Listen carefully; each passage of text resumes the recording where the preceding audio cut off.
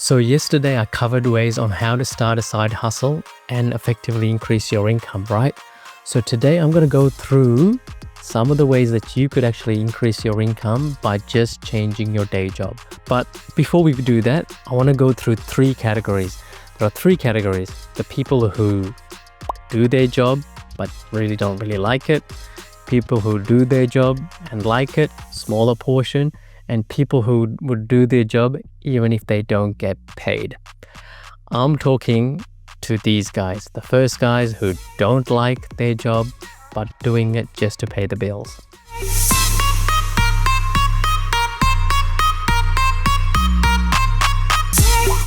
Hi, my name is Zopi. I talk about health, wealth, and happiness. So today's one's going to be about wealth, obviously. So this is effectively what I'm talking about. The first group of people who are just doing the job for the sake of doing it, and they're just doing it to get the money so they can just sustain their life and pay their bills. If you're not really passionate about what you're doing and you don't really care what you do, as long as you get the big dollars, let's talk about that, right? Let's talk about that and get that ball rolling. So I just want to sort of give you a personal perspective on how I've approached this in the past. I've basically gone on seek.com, which is one of the biggest websites for finding jobs in Australia, and applied a few filters and basically done what's known as a gap analysis. So I've gone through the job description and found out where I am and gone, hey, what do I need to do to even apply for that job? Do I need to study a bit more? Do I need experience? Do I need to start at a junior level? Do I need to get a bit more certifications? Is it a matter of just reaching out to some key contacts and see if I can get a foot in the door? So let's get into it. Let's jump on the computer and I'm going to just show you what I ended up doing all these years ago, and it's actually worked for me. So let's do it. So we're on Seek at the moment. I'm going to go to more options. I'm going to scroll this all the way down. Let's keep it at 200. So we're looking for jobs between 200 and 350K. And I'm in Victoria. So I'm going to say search for Victoria. Oh my goodness. Then let's see what comes up. Head of digital platforms and delivery. That's pretty good. Actually, I might even apply for So what you're doing here is going through and just checking to see if there's even a remote chance of you being able to apply for some of these jobs. And if you're going, look at this Victorian Strait Manager. This is obviously is it health and beauty, I'm assuming? This is an intern position. Okay. Head of delivery as well. So I think that must be the same job. And this is a sales assistant. Look at this sales assistant paying more than 200K. Not bad, right? I mean, if you've got any type of sales at all, can you look into this? Can you look into some of these qualifications that they need? What is experience, skills and experience, enjoying working with people? Do you work with people well? Great communication? I hope so. Passionate about helping others. Yep, these are all very generic stuff. Can you lift 25 Ks? Yeah, that's a physical one. It doesn't exactly say how much you'll get paid, but I'm hoping because I applied the filter, maybe it might be a commissioned job, but we'll keep going. Look, there's a security guard here. So there seems to be a bit more of a diverse range of jobs than I actually thought there was going to be. Project manager, that's a given, right? So if you've got any sort of IT experience at all, look, they're not going to give you a project manager position without some experience. So as you can see, 7 years plus.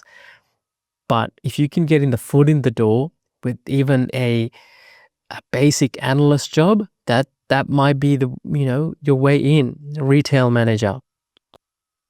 What else is it? Gee, this is paying 450K. Property strategist. And we keep going.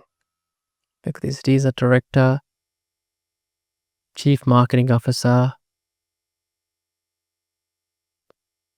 general manager. Okay. So another thing I want you to consider or keep in mind is don't be overwhelmed by these job titles. They mean nothing.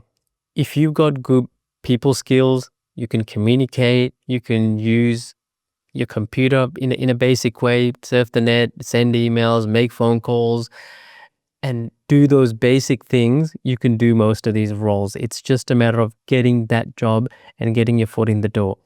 So let me just actually go through one in detail, okay? And it's hard for me to pick one because I don't know what you're going to be doing. But look at this range, 61 to 160K per annum. What are they even talking about here? I'm curious enough to have a look. So, okay, there's obviously a zero there that shouldn't be there. Okay, it makes sense. So ignore that one. I'm going to say head of category beauty. So this is Priceline. So it's owned by West Farmers, which is a large company in Australia. What you'll be end up doing, look at this: lead the vision, strategy, implementation plan, leadership. Okay, so as you can probably see by this, a large portion of this is IT jobs. But there are security guard jobs. So if you've got security experience, that might be a way to go as well. But what I'm trying to get here is actually not drill down to one particular job. I'm getting you to sort of drill down and look at what your options are. So anytime I've changed a job, my salary's gone up. And it's basically because I've gone in there and just done this very same exercise. I'm not telling you something that I haven't done before. And each time I've changed my job, the salary's just gone up and up and up and up. And that's what I want you to do. So in terms of you being in a particular profession, say you're in the healthcare profession and you want to move to IT, find out, speak to some colleagues in that area, speak to some friends and associates that you may have, someone that goes, that's already working there, and go, hey, what do I need to do to get into that industry? If you're already working in a workplace, and then, as you can probably see, the IT project roles pay well. Often, this is a good way to get into the door, because if you're already in there and you've got what's known as the domain knowledge, so you know what's going on, you know the business processes, you know how to improve things, you know what the pain points are, what's annoying people and giving a lot of pain to not only the back end staff but the front end users as well. So you know the pain points. You, believe it or not, have got a massive asset with you, which is you've got the knowledge that runs the operations area. By using these skills, you can leverage your position there because you've got that skill anyway. You've got a foot in the door, and work with the project teams to help them deliver whatever project that they want to do. So often there's a CRM project going on, or a human resources or human management, like a HRIS system. There might be a what else is there? Calls, telephony system. So there's a bunch of other systems that can, or even a sales application role that'll be implemented. So another thing that's been happening quite often is most of these old school green screen systems are being uplifted to cloud-based systems. So basically what I'm trying to say is there's a IT project in place that's doing some work. If you're already in there, speak to them and see how you can actually help. By you working with the project team, you'll get the experience of what a project manager does, what a business analyst does, what a change manager does, what a IT or an iteration manager does, or a delivery lead. And you don't have to have these fancy titles. You can just be a data analyst or a process analyst, which are fairly easy to do in terms of, especially the process analyst one, because you know the process already. And it's just a matter of helping them map it out, get your domain knowledge. That way you get a feel for the culture, the working environment. If they're working in agile, you'll get used to the rituals that they run. They're called ceremonies now. The ceremonies that they run, the daily stand-ups. So I hope you're getting, an idea of what I'm trying to say here. this is actually the easiest way to increase your income from a day job perspective. Obviously, getting that side hustle is great, but that might take some time. That may take, you know, 12 months to 2 years to 3 years, maybe even 5 years. This one, you could effectively turn this around in 6 to 12 months just by doing that gap analysis, where you are today, where you want to be, and filling in that gap. I hope that made sense. I'm not telling you something that I haven't done before. Um, there are other roles out there. You can obviously jump on seek.com as well and see if there's any, roles that way.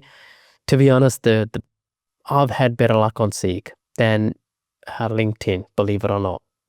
But what happens is when a recruiter does reach out to you through Seek, they end up linking with you on LinkedIn. So make sure your LinkedIn profile is up to date as you can. If you've got some colleagues that you worked with, ask them for an endorsement as well. So that way you get a nice, pretty profile. Make sure your resume is up to date as well. So there are actually people out there who fixes up and types up your resume to represent you properly. They'll basically get you to fill in like a massive questionnaire going, what jobs have you done, blah, blah, blah. And they'll actually type it up for you in a professional manner, depending on what job you want to apply for.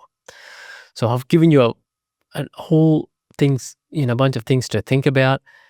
Go back, don't sit on your job and just getting the minimum wage. You're destined for more and bigger and better things.